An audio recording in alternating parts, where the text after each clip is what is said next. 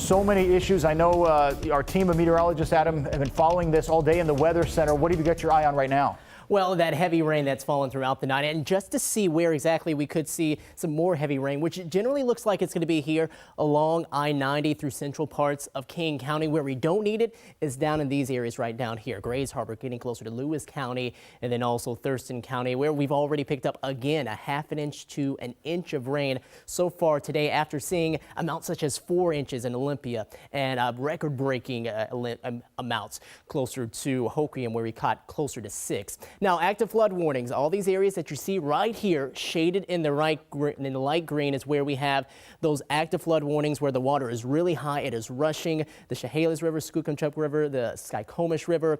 Those are expected to stay high at least through tomorrow, possibly even into Sunday. So if you live around those parts, or even any other body of water down into this area of this state, whether it's a creek, a stream, or possibly even more of a river, keep an eye out for some of that high water and try to get to a safe place as soon as possible. 42 degrees, mostly cloudy skies, winds breezy, but we do have the warmer air that's helping to melt a lot more of the snow into the higher elevations, which is also helping to bring down some of that water from there.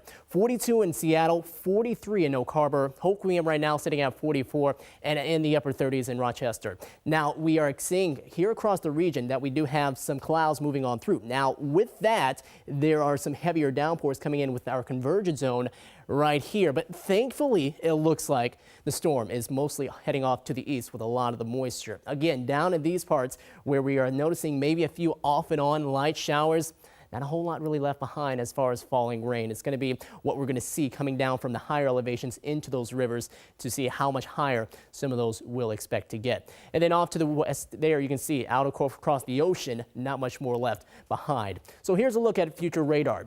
Definitely some rain showers here and there, especially along the coast, but they're going to be much lighter in nature and kind of off and on. We're going to keep the convergence zone farther to the north up into these parts. We'll keep areas of rain, possibly even snow as you get closer to Mount Vernon, up into the mountains where we are dealing with past closures. Snow still possible and still expected to be around as we go over the next day or so. Now, it will begin to break down as we go into later tomorrow afternoon by about 1 to 2 p.m.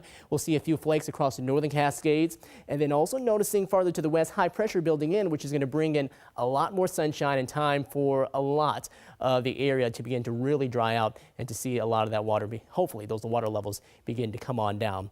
Amounts of rain still yet to come. We're calling for amounts anywhere between maybe about 1/10 of an inch, maybe a little higher. I think Seattle a little underdoing it right now. Also farther to the north, we'll see amounts closer to about 1/4 of an inch as we go on into tomorrow afternoon.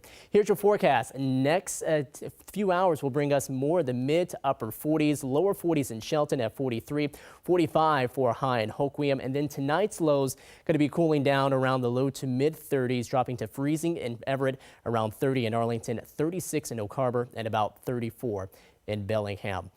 Your forecast next 7 days, drying out for the rest of today, seeing more sunshine on the way for tomorrow as we start to see more of that sun late into the day. It will be a dry and sunny day completely on Sunday, and looking towards to next week, trying to see if we have any more widespread rain chances. It looks like the only chances we will have, that'll be more widespread towards the latter part of the week.